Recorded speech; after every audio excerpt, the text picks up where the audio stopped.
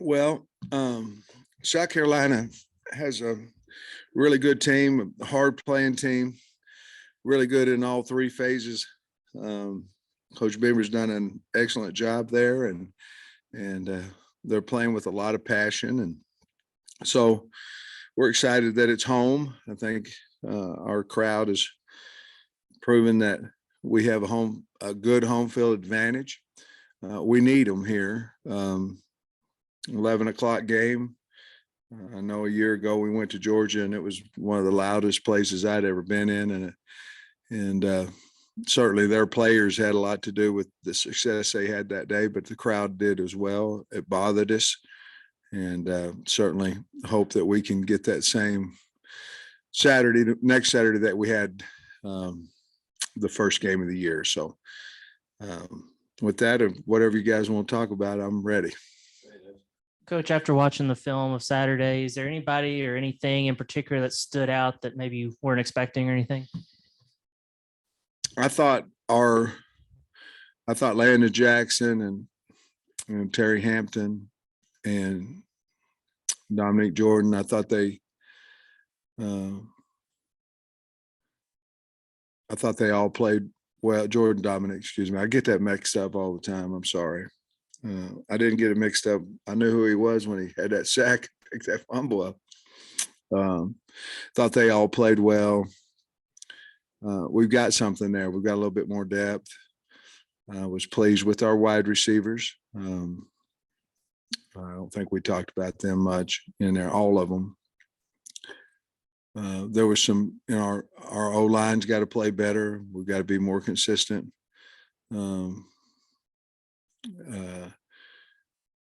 With our reads and different things on offense. Defensively, we've got to play better in the secondary. But all those things, none of it was we're not playing hard. Our eyes are in the wrong spot. We just didn't cover them sometimes, and we didn't block them sometimes, and we've got to get better. But if you look back last year, I think after the first game and to the second game, we improved quite a bit. And that's old coach's cliche, but that's pretty accurate. You should improve more in the second week. That really you get game tape, you get live action, and so we look for a lot of improvement out of our team. Do you have any update on the Catalan, Slusher, and Isaiah Nichols? Well, we're not ready really to figure out exactly Catalan's situation. We haven't, let's say that, I guess. Slusher's in the same boat there, and I think Nichols will be fine. The definition of Beamer ball back in the day was great special teams, and you cross paths with Shane. Yeah. Is he like, they blocked 2 punts for touchdowns, I think, in this game.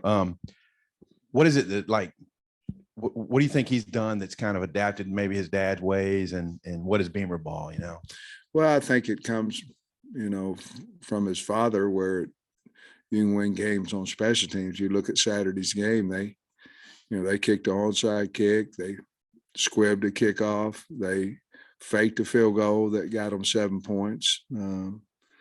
They got down first and goal on the 2 on a fake field goal. They blocked 2 for a touchdown. So, special teams, they scored 21 points basically. And but I think Shane knows how important it's a passion of his, just like O-line is to me. He was, at Georgia, he was the special tight ends and then the special teams coordinator at Georgia when we were there together for a couple of years. And so it's like anything. You emphasize it, you have a passion for it. Hopefully your team's a little bit better at it, and they certainly are. They're really good on special. They're a good team, but they're a good team in all 3 phases. I was going to ask you about the D-line because it looks like you went 8 or 9 deep. How did everybody grade out? Did they play as well as maybe you anticipated they would, or better? I thought Terry Hampton played really well.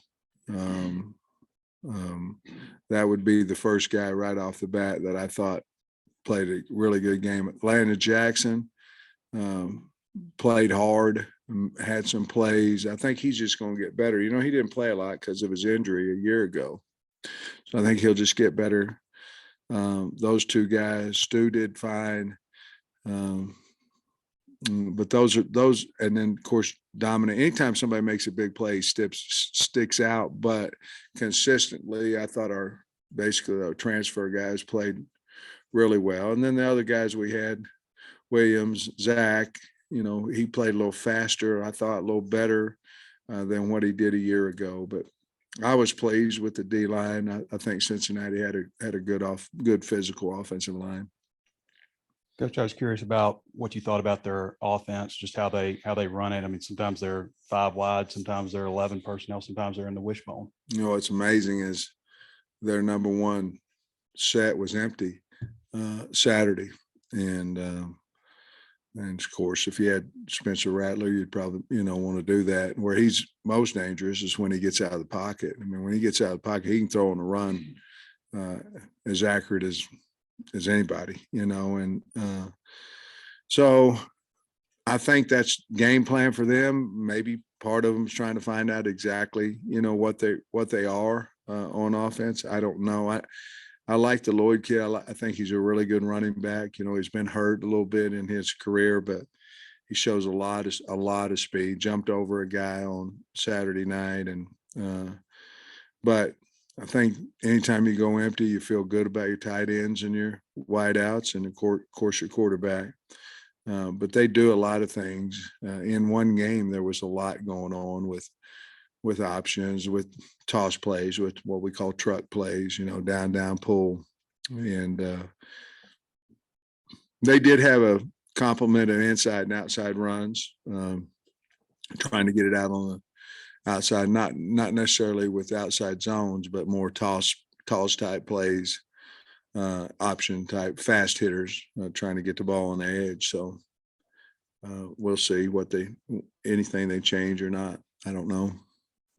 Just your general impressions on the defense. I'm not sure on the personnel, but it looked like the 2 edge guys like to stand up a lot. They've got they've got a lot of good players, but Brad Johnson and Cam Smith are really good players. And Cam Smith, I think he might be projected in the first round. They're playing him a little bit more nickel this year, corner, but he's really good. And then you're talking about 7 and 5 out there, and both of them are good players, big. They've got good size. Anytime you have good linebackers, in my opinion, you have a chance to have a good defense. I think that's a strength of theirs, and so they have 6 starters coming back, I believe, from last year. So they've got a lot of experience. Cornerbacks stand now that you've seen them through one game, and did you get any clarity there? Well, we have a lot of work to do. I think probably Nudie and Clark, Chavis would be another one that, there's still guys that need to get on the field somehow, but they got to practice better to do that. But I think those 3 are right now are probably ahead of the rest of them at this point, but we'll see how practice goes.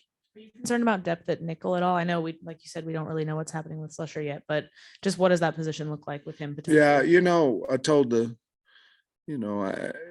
we don't know what's going to go on with Cat. We don't know what's going to go on with Slush, but I told the staff, we got to be concerned about the ones that are going to be there for sure. And we've got people that we can move, if we need to, Kyrie Johnson being one of those guys. And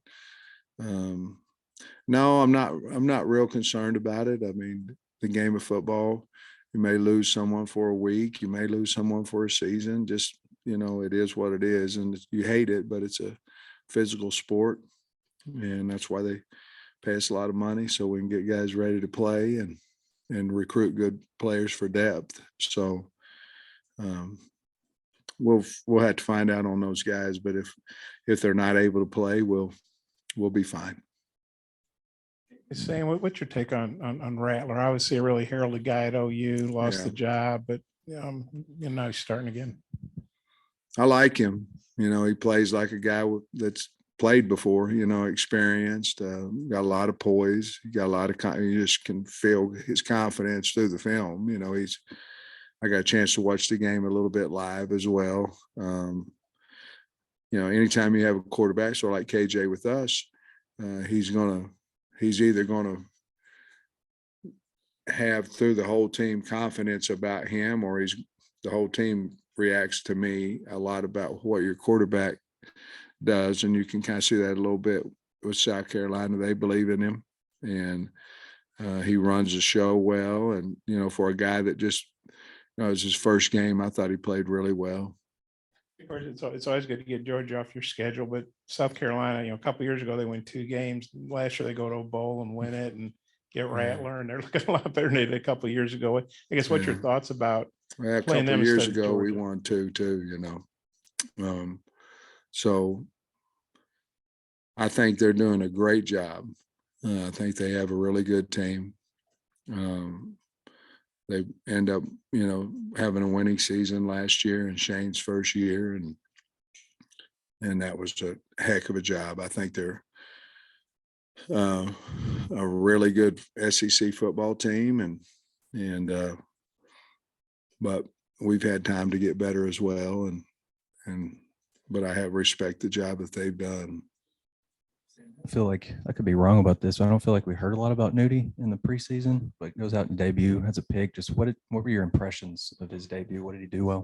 He's got to get better. I mean, obviously the pick was a huge play in the game, and he's got to be more consistent.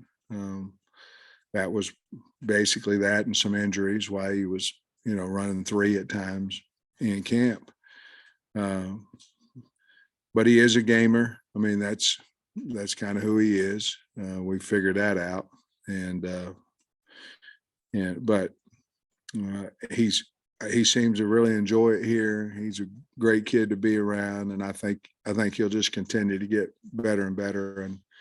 And I know when we played him last year, when we played LSU, and he was over on the other side, he made some really good plays against us. So he played ball. I trust him. So I'm happy he's here, and I think he'll just continue to get better and better. It was a big pick he had Saturday. And then with Rocket, I think his first 3 carries may have had 6 yards. Looked like maybe there was some early frustration from him, but settled in, had a nice day. What'd you think of him? Well, you're gonna have some 1-yard runs, some 0 and all that, and he'll continue to. I think he's mature way above his years. I think he's getting better. I think he's a better back right now than he was a year ago. And he just stayed the course and read the O-line pretty well. But he runs extremely hard. I'll be honest with you. I was the first one that AJ Green carried the ball. That's the best I'd ever seen him ever in practice in a game. I think he had like 3 carries for 18 yards or something. I don't know what it was, close to that. But his very first carry, he hit it. He ran 10-3 through the hole, and he ran over some guys and got an extra 2 or 3 yards. That's really the first time practice and game, to be honest with you, that I've seen him really hit it. I think I was excited about him with that, and of course RW as well. I know the question was about Rocket, but I thought all 3 of those guys played pretty well and seemed to protect well as too. I know you guys have thrived on the blue collar work ethic that you have. You've kind of become the hunted now. You're ranked, and teams are going to be coming after you. Has there been any psychology you've seen in your team on viewing themselves differently and what people think of them? I don't know. We always will find a reason to play our brand of football. We like who we are. I mean, I don't know, I don't know how good we are. I don't know how good Cincinnati is. And I mean, I don't know, but as long as we keep that chip, disrespect type chip, whatever it may be, we'll find a reason, talk to the team about things like that. But you're right. It's changed a little bit. You see your name in the top 25 and all that kind of stuff. We've been there for a while now. And, but our kids, we have a smart group of kids and they believe in their coaches. I mean, they do. And they believe in what we've done is what we do at practice and how we play is the only reason of why we're winning. And I believe that too. So they like winning every bit as much as we do. And so I think they bought into not thrills and spills and all that. They bought into truth and they've seen it work by the way that we practice. And then I had a question about the pass game.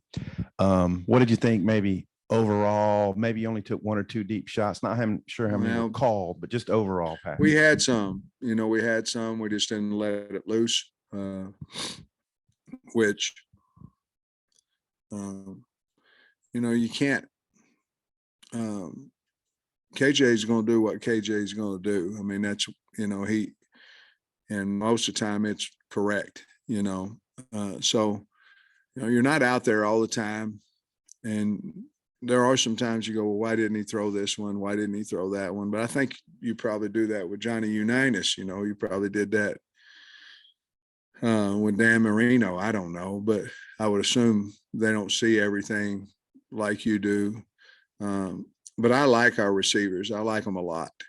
And I think if we just continue to practice and KJ just continues to get comfortable. I mean, he obviously comfortable with Hazelwood because he threw it into, he wasn't really double covered, but it was close in there. And he just thought, hey, you're better than them. You go get it for us. And right before half, I believe, was the one. And he did. So first play of the game, he throws it out to Matt Landers, you know what I mean? So I think they've got to play a little bit more together, but I think when they do, I really like our wideouts. You mentioned Kari Johnson earlier as a guy that can move around in the secondary. Talking maybe safety, nickel, or what do you envision for him? Both, probably. He's going to have to be able to play both those. We moved him to corner for a reason. We moved him to safety for a reason. But he at times last week he was in the two deep at corner. I mean, he was running two deep, and so he's a good player. I hadn't played quite as much, obviously, as the other guys, but he's smart. I think he's probably going to have to be a guy that is able to play both those spots. I know Ladarius Bishop, your first year here, played a lot of nickel. Would that be something you look at too, or? Probably not right now, to be honest with you. Probably not right now. How would you assess Max Fletcher in his first game? And is there still maybe an ongoing battle there with him and Reed? Yeah, there's obviously a battle there. I think if you ask Matt, he'd tell you he probably didn't punt as well as what he'd like to. We shouldn't have had to punt the second one that he punted out of bounds. We had a penalty on it, and but we did, and he punted out of bounds. I mean, that's the real part of it. But I think he'll get better. It was his, I never lived in Australia. I don't know what it's like over there to come over here, and there's a lot of people in the stands. He's probably a little nervous. Hell, I was nervous. I've been around a long time, so he'll be fine. Coach, you said last week that you were, going to hit Dominic a little bit with the scouts and get him some stuff where he can cut, where it's not predetermined. How did he look last week doing that? And is there a chance for him this week to play? I hope so. I hope so. I don't know. We're going to put him out there this week, today, and see what he can do. And if we feel good about it, I felt like we were experimenting with him a little bit last week. And it was basically, I don't think he's going to play type of experimentation. But we were trying to get him ready for a possibility to play against South Carolina. We're going to amp up his responsibility and his reps and see what happens on it. If we feel good about him and more importantly, he feels good about it, then he'll play. Will he be in green today? Yeah. Mm-hmm.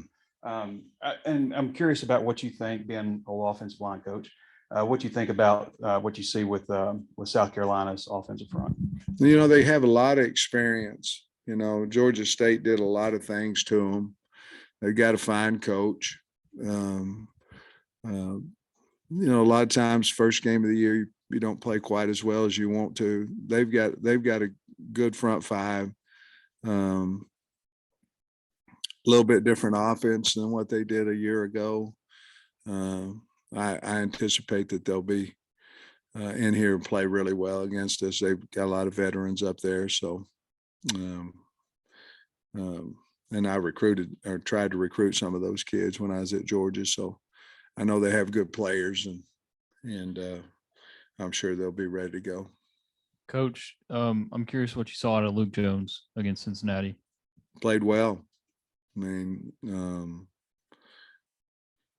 you know, Luke, when he first got here, he was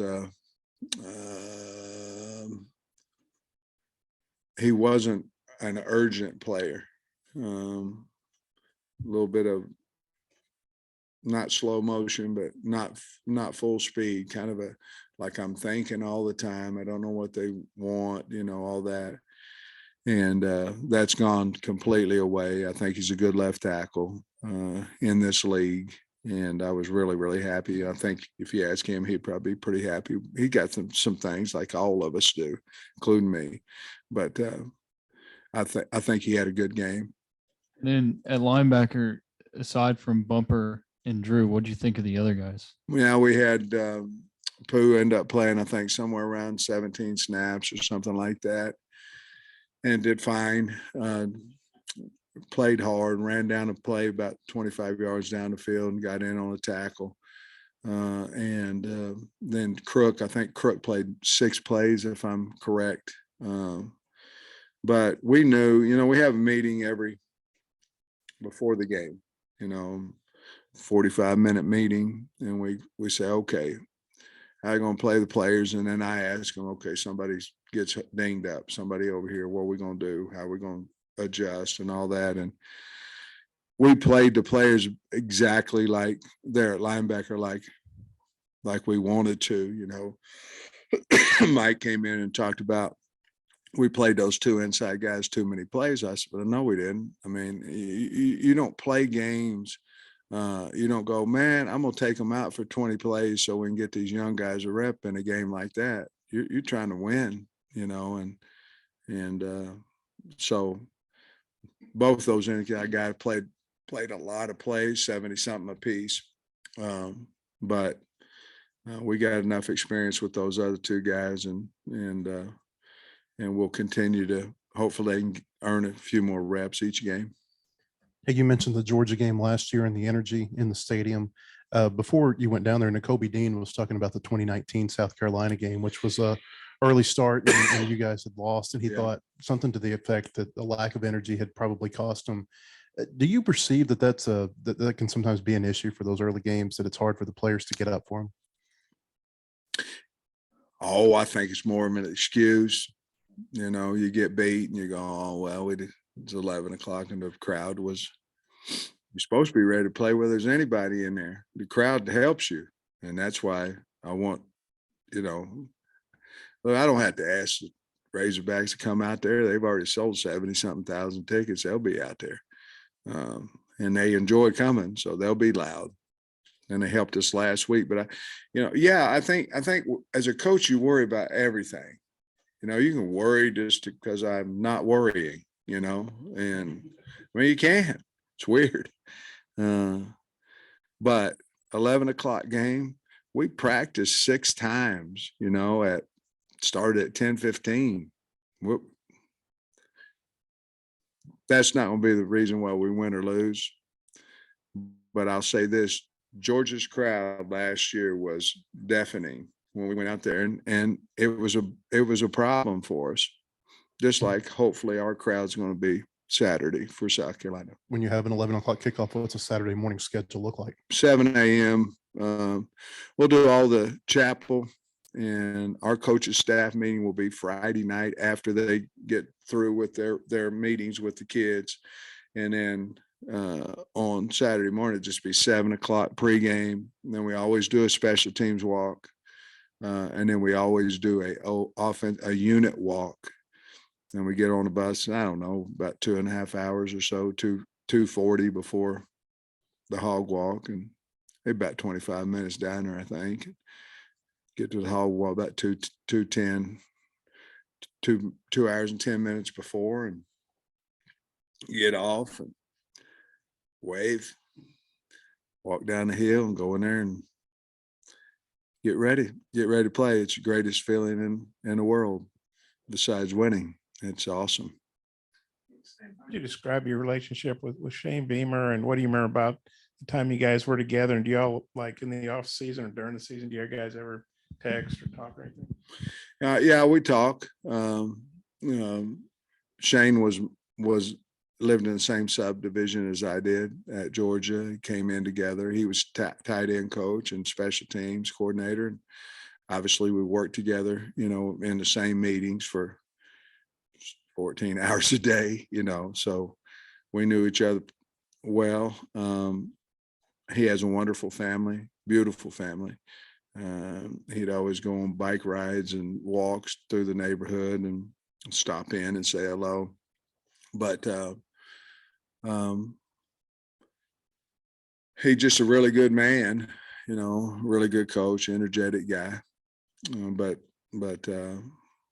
we didn't hang out, be honest with you, you don't hang out with anybody. I mean, you're tired of seeing people when you go home. I mean, you've seen them for 14, 15 hours a day.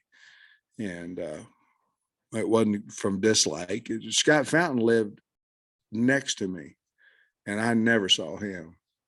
Matter of fact, Scott Fountain bought a new home, and he was, like from Andean, that close, and I never went in his house. And you get home, you're just, you're tired. So has nothing to do with that. Shane's a wonderful guy, great coach, and looking forward to seeing him. Two guys, Dubinion, 3 plays, all of them productive. And then Malik, it looks like he was right on the edge of maybe letting that pass go to Hazelwood, but he was productive too. Can you maybe speak to their roles? Yeah, it was there, and Malik decided not to throw it, and he ended up making a really good play out of it. Dubinion looked good, didn't he? With the screen and then making a guy miss on the sideline. We've all seen that at practice. He can cut on a dime. And I think, Jimmy, talking to him, he thought he played Rocket he's played him just like we thought we would in our meetings, but he probably wished he would have got R-Dub a few more carries and Zero a few more carries. But I thought R-Dub was very productive for those 3 plays. He did some really good things in tight moments. Now we needed it. And so SEC was 14-0 before last night. Did you watch any conference? I did, on Sunday nights. I study the opponent until 9 o'clock. And then at 9 o'clock, I start recruiting from 9 to whatever, 10:30, whatever it may be. And so last night the game was on, guys were talking about it. So we stayed in my office where the TV is. And I said, hey, let's do some recruiting and some talking and some texting while the game's on. So yeah, I did get a chance to see the last quarter or so of the game. Sam, you guys obviously didn't have any protection issues on punts last week, but seeing what South Carolina did, knowing Beamer's reputation, is that an extra emphasis this week, punt protection? Yeah, it is. They know exactly what we do as well, because he and Scott worked side by side together at Georgia. Scott was the special teams analyst, and Coach Beamer was the special teams coordinator. So we know a lot of the things they're doing, and they know a lot about what we're doing. Georgia State was not necessarily schematics. They just misblocked. One was one was in their shield and one was on the backside of a zone type protection backside, and their split didn't allow them to make that block, or he false stepped or whatever. But it wasn't necessarily schematics. It was, they just got beat. And so we have to emphasize, I mean, anytime you had a team coming in that had that much success on special teams, you better be ready for it, because they've got juice over there for special teams, and we've got to be really well prepared, which we will be. Big news Friday about the playoffs getting expanded. I guess we don't know all the details in the future, but what was your reaction to that news?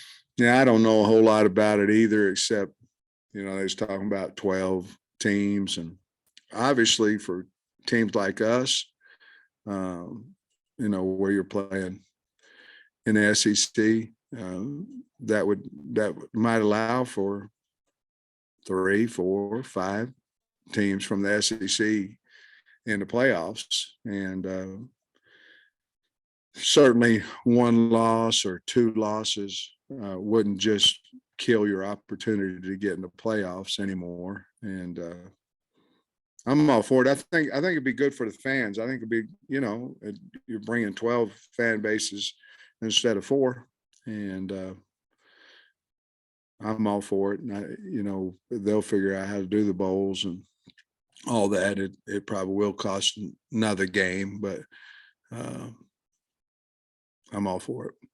On KJ's first touchdown run, Matt Landers had a block really that kind of block. sprung. And then on Knox's touchdown run on the sideline, Keytron had a block. What did you think about the way Yeah, the receivers blocked? we really have emphasized that big time at practice. And we even have perimeter drills and all this, just things about blocking and strain. And, if we're going to tell the defense they got to run to the ball, we've got to continue to play hard on offense and all those type things. And both of them were really big. And, so, Trey just ran right down the sideline. He's close too. He needs to run a little bit, more into the field. But he just ran down the sideline because Keytron had him locked down pretty good. And then same way with KJ, made a guy miss. And then once he did that, Matt had him handled pretty good out there. And I may be missing one, but of all your holding penalties, I don't think any of them were on your linemen. Were you pleased with that regard of the? No, I mean, we had 7 penalties. If you get out of a game around 4, because most of the time they're going to call you 2 holdings. I mean, it's that's the average. 7's too many. Don't believe we had an offsides. I don't believe we had a legal procedure on offense. I don't believe we jumped offsides on defense. One of our, did we? Yeah, Dorian Gerald on the side, on the play up the side.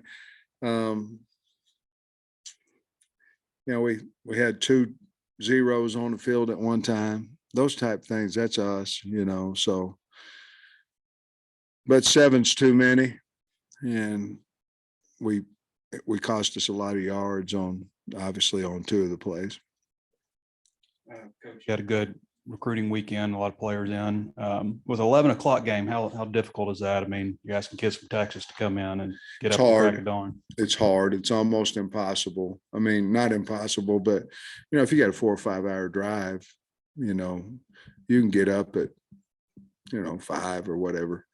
If it's much further than that, the great thing is they have plenty of time. You visit with them after the game, and you have more time after the game. But just getting here, and then fortunately, the traffic, is not easy to manipulate through and all that right now, because the number of people coming in on the bus on Saturday, the cars were back further than they've ever been since I've been here. And that includes 13, 14, 15. They were way back there, and we knew we was going to have a big crowd, but it was kind of cool. We had to go in the other lane and all that kind of stuff. But yeah, 11 makes it a little more difficult. But I still think from what we talked about yesterday, we're going to have a pretty good crowd coming in of athletes. I know we talked a lot about Trey Knox right after the game, but were you surprised at all that he came on that strong in this first game? Or Nah, not really. I mean, he's an older guy. He's been practicing extremely well. It's important to him. I mean, I was happy for him that he did some quality, had some big plays, but not really as a surprise. I think as we continue to throw the ball more to wideouts and things, I think he'll even become more productive. But he not really. I mean, he catch 6 balls and a couple touchdowns. I thought he'd have a good game. I'm just glad that he did and was able to score some touchdowns for us. All right, guys.